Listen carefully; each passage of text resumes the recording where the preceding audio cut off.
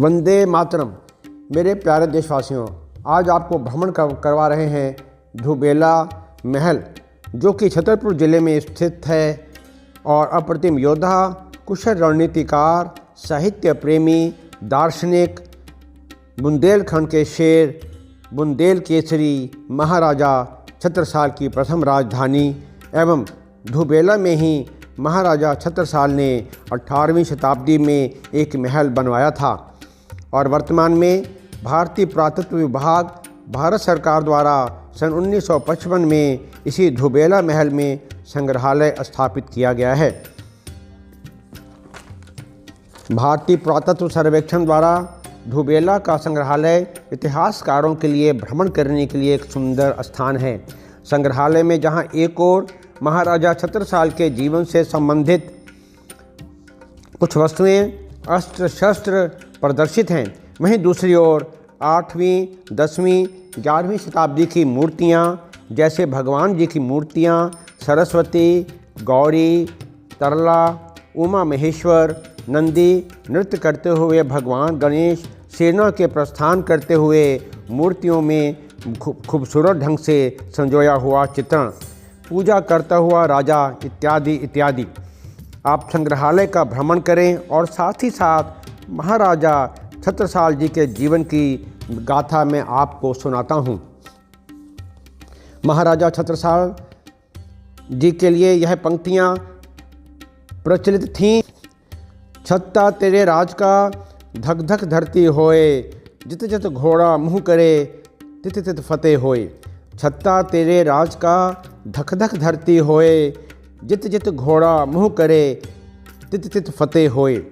इत यमुना उत नर्मदा, इत यमुना उत नर्मदा, इत चंबल उत टौंस, छत्रसाल सौंक लरण की रही न काहू हौंस।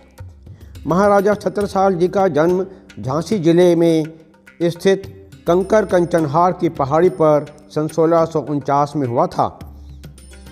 महाराजा छत्रसाल जी के पिता चंपत राय वीर योद्धा थे और मां भी वीरांगना, जिनका नाम था सारंधा।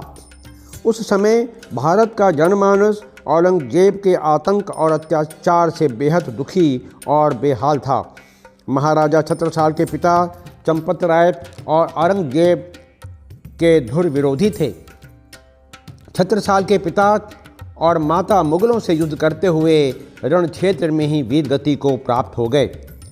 उस समय महाराजा छत्रसाल की आयु लगभग 12 वर्ष की थी। माता पिता का साया बचपन में ही सिर से उठ जाने पर छत्रसाल बहुत व्यथित हुए, चिंता करते, परंतु मन ही मन मुगलों को बुंदेलखंड की धरती से खदेड़ने की व्यूह रचना भी बनाते रहते। एक दिन छत्रसाल जी ने अपने मन की बात अपने चचेरे भाई अंगद राय से की, तो अंगद राय ने कहा कि मुगलों से लड़ने के लिए हमारे पास सुसज्जित सेना होनी चाहिए और हमें मुगलों की कमजोरी का भी पता होना चाहिए। अंगद राय और छत्रसाल ने योजना बनाई कि क्यों ना राजा जय सिंह से मिला जाए। राजा जय सिंह औरंगजेब से मिले हुए थे। छत्रसाल और उनका चचेरा भाई अंगद राय मुगल सेना में सम्मिलित हो गए और युद्ध कौशल दिखाने लगे। देवगढ़ का युद्ध, जो कि सन 1666 ईस्वी में लड़ा गया, उसमें मुगल योद्धाओं की रणनीति तो सफल नहीं हो पाई, परंतु छत्रसाल की रणनीति से वह युद्ध जीता गया। और जब औरंगजेब को यह पता चला कि युद्ध जीतने में छत्रसाल की रणनीति ही काम आई है, तो वह आग बबूला हो गया। उसी दिन छत्रसाल और उनके चचेरे भाई अंगद राय ने मुगल सेना को अलविदा कह दिया। वीर छत्रसाल जी ने छत्रपति शिवाजी महाराज की प्रशंसा सुनी थी कि वह भी विदेशी मुस्लिम आक्रांताओं को भारत से बाहर खदेड़ने के लिए प्रयासरत हैं। वह दिन भी आ गया कि छत्रसाल वीर शिवाजी महाराज के दरबार में पहुंच गए और अपना परिचय दिया और औरंगजेब के काले कारनामों से अवगत भी कराया। शिवाजी महाराज ने छत्रसाल को संगठित होने, सैन्य दल बनाकर शक्तिशाली होने के लिए प्रेरित किया, प्रोत्साहित किया और कहा कि यहाँ दक्षिण में तो हम इनसे युद्ध कर रहे हैं, आप अपनी धरती बुंदेलखंड से विदेशी मुस्लिम आक्रांताओं को खदेड़ने की योजना बनाइए। छत्रसाल वापस आ गए और सैन्य संगठन बनाने में जुट गए। इस बीच छोटे छोटे संघर्ष तो मुगलों से हुए जिसमें उन्हें विजय प्राप्त हुई, परंतु बड़े युद्ध के लिए सुसज्जित सेना का होना आवश्यक था। महाराजा छत्रसाल ने वीर शिवाजी के सामने प्रतिज्ञा की कि मैं जीते जी बुंदेलखंड की धरती को मुगलों से मुक्त कराकर ही बैठूंगा। छत्रसाल रणनीति बनाते और मन ही मन में यह विचार भी करते रहते कि मुझे भी छत्रपति शिवाजी महाराज के आध्यात्मिक गुरु समर्थ गुरु रामदास जी जैसे कोई महापुरुष मिल जाएं तो बहुत अच्छा हो। प्रभु की कृपा हुई, उन्हें 17वीं शताब्दी के देव पुरुष महामती प्राणनाथ जी से संपर्क हो गया। महामती प्राणनाथ जी को छत्रसाल ने अपनी रणनीति के बारे में जानकारी दी। महामती प्राणनाथ जी भी औरंगजेब के अत्याचार से दुखी थे। उन्होंने छत्रसाल जी को आशीर्वाद दिया और जनमानस का आह्वान किया कि संगठित हों तथा छत्रसाल जी को यथाशक्ति सहयोग प्रदान किया जाए। जनमानस में छत्रसाल के गुण गान कर समाज में नई ऊर्जा का संचार भी किया। थोड़े ही समय में जनमानस छत्रसाल की सेना में सम्मिलित होते गए और छत्रसाल बड़ा सैन्य संगठन खड़ा करने में सफल हो गए। छत्रसाल ने अब औरंगजेब की नींद हराम कर दी। औरंगजेब ने भी एक बार नहीं अनेकों बार छत्रसाल को पराजित करने, जिंदा पकड़ने के सभी उपाय किए, परंतु वह सफल नहीं हो पाया। एक तरफ लगातार पराजय, दूसरी ओर अनेक मुगल सैनिकों के युद्ध में मृत्यु, परंतु जब औरंगजेब जीवित था ना तो वह छत्रसाल को पराजित कर पाए और ना ही उन्हें जिंदा पकड़ पाया। यद्यपि औरंगजेब के पास अच्छी खासी संख्या में सैन्य बल और कई वीर योद्धा थे, परंतु कोई भी छत्रसाल की सेना के सामने टिक नहीं पाया। छत्रसाल ने राज्य का विस्तार किया। छोटे छोटे राज्य जहां मुगलों का शासन था सभी को परास्त कर राज्य में मिलाते गए, परंतु दूसरी ओर किसी हिंदू राजा के ऊपर हमला नहीं किया, बल्कि उन्हें साथ रखने में सफल होते रहे, जिससे उनकी सैन्य शक्ति में बढ़ोतरी होती गई। ज्येष्ठ शुक्ल तृतीया बुधवार यानी संवत 1740 अर्थात सन 1683 में आध्यात्मिक गुरु महामती प्राणनाथ जी ने छत्रसाल जी को तिलक लगाकर महाराजा की शोभा प्रदान की और अब छत्रसाल महाराजा छत्रसाल हो गए। ओरछा, जिसे भगवान राम की नगरी कहा जाता है, वहाँ के राजा थे राजा सुजान सिंह, जो कि महाराजा छत्रसाल के पिता के दुश्मन थे। महाराजा से द्वेष रखते थे, परंतु जब मुगल सैनिकों ने ओरछा पर हमला किया तो निस्वार्थ भावना से महाराजा छत्रसाल ने ओरछा पहुंचकर युद्ध किया और ओरछा को बचाया। महाराजा छत्रसाल की उदारता से ओरछा के राजा सुजान सिंह लज्जित हो गए, परंतु दूसरी ओर उन्होंने महाराजा छत्रसाल के प्रति कृतज्ञता भी प्रकट की। महाराजा छत्रसाल ने सन 1678 में पन्ना शहर बसाया और इनका परिवार अब पन्ना में ही रहने लगा। यद्यपि महाराजा छत्रसाल सेना के साथ मऊ में रहते थे। यहाँ यह बताना समीचीन होगा कि मऊ महाराजा छत्रसाल की छावनी जिस मऊ में थी उसका पूरा नाम मऊ सहनिया था, जो कि पन्ना से लगभग 92 किलोमीटर की दूरी पर स्थित है। छत्रसाल बूढ़े हो चले थे। उन्होंने बुंदेलखंड राज्य की जिम्मेदारी अपने 2 पुत्रों हिरदेशा और जगतराज को सौंपकर वह चले गए और कहाँ गए इसका पता नहीं लग पाया, परंतु कुछ इतिहासकार उनके परलोक गमन की तारीख 20 दिसंबर सन 1731 को मानते हैं कि 20 दिसंबर सन 1731 को ही महाराजा छत्रसाल इस संसार से हमेशा के लिए अलविदा हो गए। शत शत नमन करते हैं, शत शत नमन करते हैं वीर प्रतापी योद्धा, दार्शनिक, साहित्यकार, रचनाकार, कुशल प्रशासक, बुंदेल केसरी महाराजा छत्रसाल जी को। ऐसी प्रतापी वीरों, दार्शनिक, साहित्य प्रेमी शासक से हम प्रेरणा लेते रहें और भावी पीढ़ी को अप्रतिम योद्धा के जीवन पर चर्चा भी करते रहें।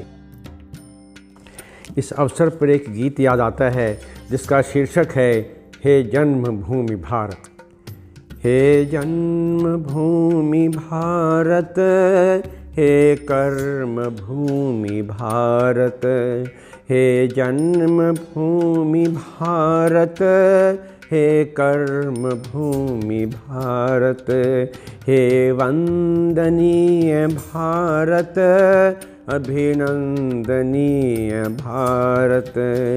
जीवन सुमन चढ़ाकर आराधना करेंगे, तेरी जन्म जन्म भर हम वंदना करेंगे, हम अर्चना करेंगे, हम अर्चना करेंगे।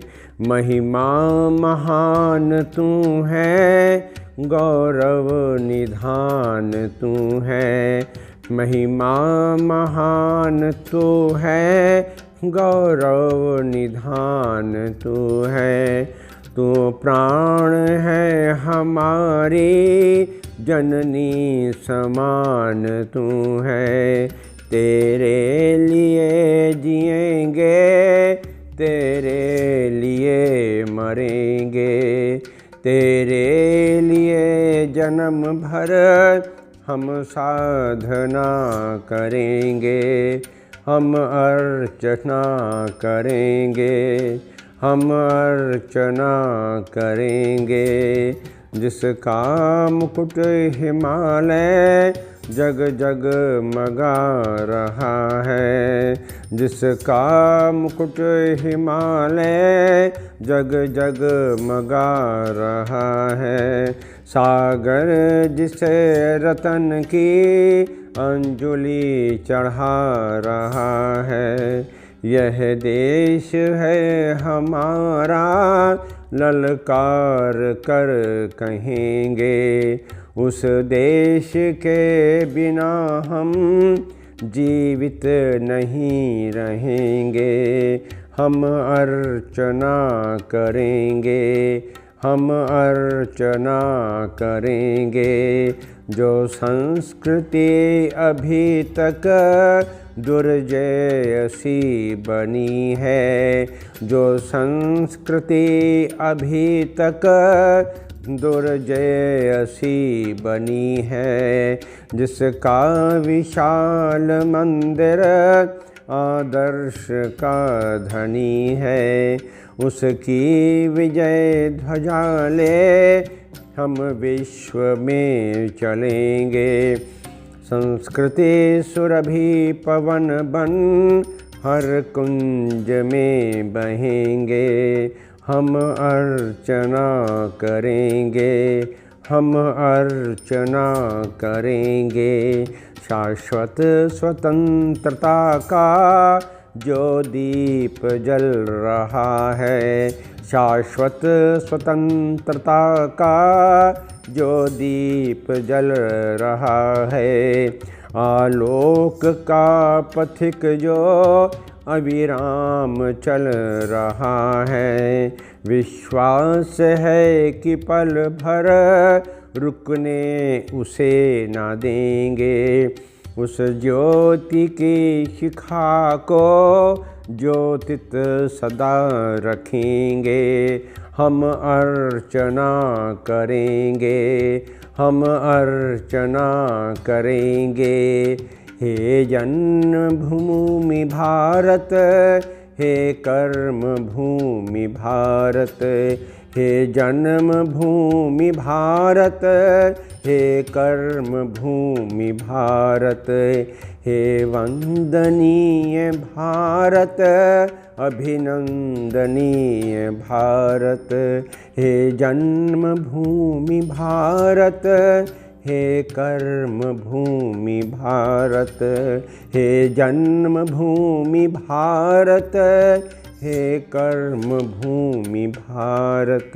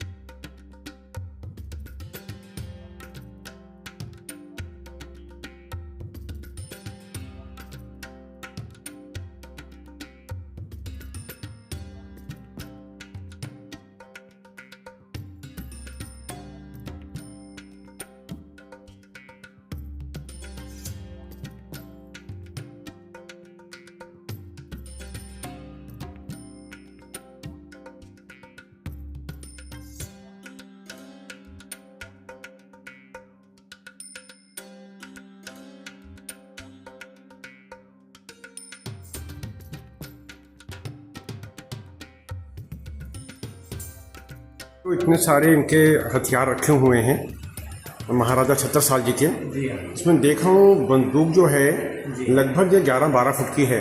जी हाँ। ये बंदूक कैसे चलाते हो? सिंगल एक नली की 2 नली की है?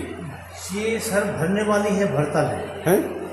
भरतल है, बारूद वाली। अच्छा। बारूद वाली है वो सर। ये क्या है, जो पुराने किलों में होल होते हैं जी, झरोके जी, तो उन झरोकों से सपोर्ट से चलाते थे। अच्छा, सपोर्ट से। जी, ये जितने लंबे बंदूक और मोटे बंदूक हैं जी, तो उसी झरोकों से चलाते थे। जी। और ये इसमें बंदूक, इसमें बंदूक, ये कुल्हाड़ी में बंदूक और घोंटी में बंदूक। अच्छा जी, छड़ीदार बंदूक। और ये पहिया खुली करने का, ये जो बिगुल वगैरह है, और ये पतली छड़ी रखी है, ये पतली छड़ी इसकी बारूद धंसने वाली है।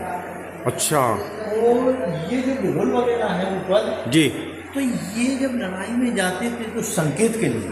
जी, जी, अच्छा, संकेत के लिए, बताने के लिए। हाँ। मतलब कब लड़ाई शुरू होने जा रही है? मतलब कि लड़ाई चालू हो रही।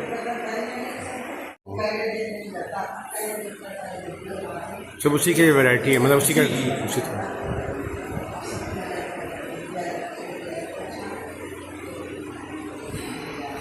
इसका हम देख रहे हैं। ये जो बीच में 2 बंदूकें तो बहुत बड़ी है, बहुत भारी लग रही है। जी। इसका वजन कितना होगा? इसका वजन है सर 70 kg। किस वाली का? 70 kg। 70 kg। जी, 70 kg। कैसे किसी पर रख के चलाते थे? कंधे पर रख के? कैसे? सर क्या है, जो पुरानी कहावत होती है तो के दूसरे के कंधे पे बंदूक चलाना, तो ये जो पुराने किलों में होल होते, झरोके होते, तो उन झरोकों से सपोर्ट से चलाते। अच्छा, सपोर्ट से। जी, जी। कैसे चलती थी? क्या बारूद डालते थे? गोली के बारूद सब बारूद वाले आते हैं। इसका बैलेंस का ये इसका बैलेंस का है। ये बारूद, ये गोली बारूद रखने का बॉक्स है। जी। और ये यहाँ से आग लगाते थे। अच्छा, ये भी वही है? हाँ, वही सेम।